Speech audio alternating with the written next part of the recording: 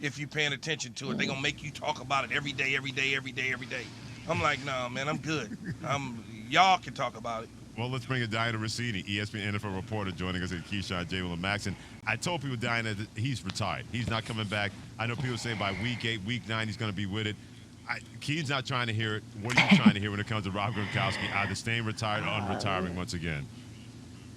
Yeah, 11 years, 2 teams, 4 rings. That's a darn good career for Rob Gronkowski, and I completely understand why he wants to hang it up, why he feels like he's done. And I think the most important element in all of this is Gronk isn't healthy, right? So that's something that plays a big part in why he was able to be so open talking about retirement yesterday, because, you know, he's kind of always flirted about it, right? I mean, he's retired, unretired, but I feel like yesterday, hearing that soundbite of him talking about it, that I was bought in when he said that, and I did reach out to some people with the Bucs organization to just see if they were buying it, and they are. They believe that Gronk really is done.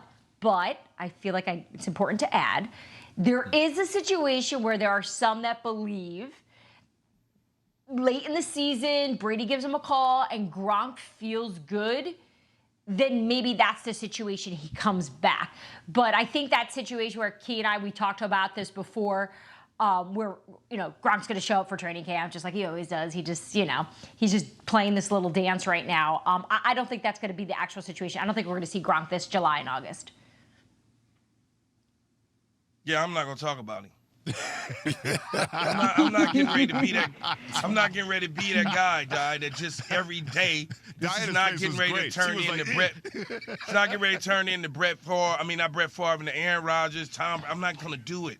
My head is not going to explode until we get to September thinking about no damn Rob Gronkowski every day. Key, this is what you're doing. You're giving us a headline again, because we talked about Aaron Rodgers on the show once, me and you, and I opened the paper the next day in the New York Post, and it's like Keyshawn and Rossini tired of the Aaron Rodgers retirement talk. I'm like, just tired. We said one thing about it. If you're going to retire, retire. If you're not going to retire, don't retire. Just whatever. I don't care. I know. I don't care. Gronkowski's not coming back to it. Yeah. Look, Gronk lives a good life. He always is living his best life, right? I mean, even yesterday when he gave that interview, he was at, I think, like Bottles and Babes or some amazing restaurant bar name that I wish I was definitely hanging out at. But yeah, the health thing, though, guys, like the health thing is real, you know. And anyone that's close to Gronk that I talk to a lot, it's just like, he's just not the same. He's not the same guy. And so until Gronk's not coming back unless he feels like he's the elite tight end, the greatest in the game. So that's why I feel pretty comfortable here having this conversation with you guys, saying, I'm good, I'm okay.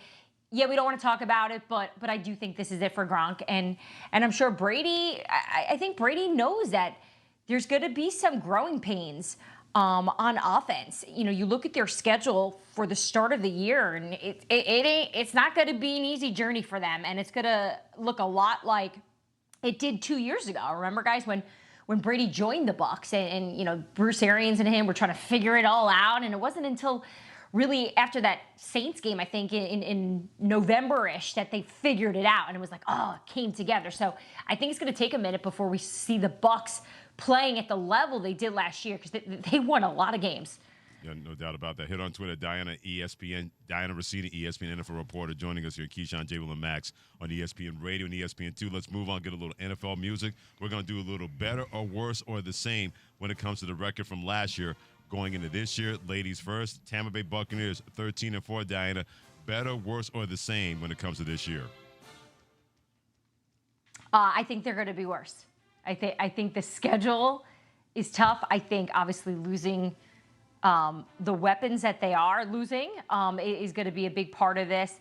I think what they do have going for them is the defense is intact, and you have the same play caller. There's some consistency there. That's where it helps them out. And obviously that division, we know what that looks like. So I just don't think they're going to win as many games. And look, I understand Dye's concern in this situation. I think they're going to be the same football team, a 13-5, 12-4 team. 12-5 team when you think about it. with this football team. Tom Brady is there. Byron Leftwich is there calling the plays on the offensive side. The receiver position is still intact, minus Gronkowski, which they got a young tight end nucleus. They signed Leonard Fournette back. Defensively, like she mentioned, they're intact.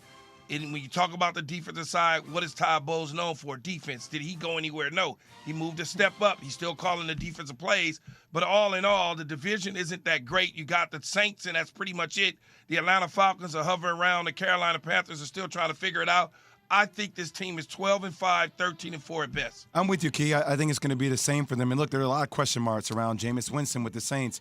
You talk about Arizona and the Cardinals, Kyler Murray. Will he stay healthy? San Francisco, how's Trey Lance going to do? The Rams are consistent. Even with Green Bay not having big-time wide receivers. I know losing Gronk potentially hurts, but I do think there are people willing to step in that role, and they got Tom Dan Brady, man. I think they'll be just fine. They have a lot of young tight ends that are going to have to step up here, and maybe they'll find even a tight end or on the street that can join. But I think we would be remiss to say that this, because they have Tom Brady, this is going to be easy peasy. I do think they're going to be challenged this September and October, especially knowing the health of Chris Godwin. We have to see how this pans out for him, and if, because he's the key here, right? Gronk is important. He's this, the safety net, the red zone target. But Di, isn't that the same with Aaron Rodgers? Can't you have the same argument with Aaron Rodgers, though? I mean, it's like the Packers have Aaron Rodgers, right? No. You mean because he lost Devontae Adams? Yes. Or because you're saying see, I don't have as high of concern now for Aaron Rodgers, because you take a look at how Aaron Rodgers plays. He takes care of the football, and he makes everybody around him great. It doesn't matter who's in there. The games that Devontae Adams didn't play in, it's somewhere around, I think, 9. They won all those games, right? So he's proved that without Devontae Adams. I think Matt LaFleur can game plan without having that star receiver, because he has the most important person on the field, and that's Aaron Rodgers. I had a conversation with the GM last night, and he said, you have to always remember when you're having conversations about who's going to miss who, at the end of the day, any organization is going to take an elite quarterback over an elite wide receiver any day of the week. So, in Tampa Bay, I do think Gronk could possibly be more missed in a way for Tom Brady, because of their experience, because of their chemistry, because of what we know, that connection that they have, possibly more than Devontae Adams and Aaron Rodgers in Green Bay. Possibly. Okay. Los Angeles Rams, who won the Super Bowl, 12-5, Diana. Better, worse, or the same when it comes to the record last year? This is boring. I think it's going to be the same. I think it's going to be similar. They're going to be right in there. Keith talked about the consistency with this Tampa Bay team. There's consistency with the Rams. And then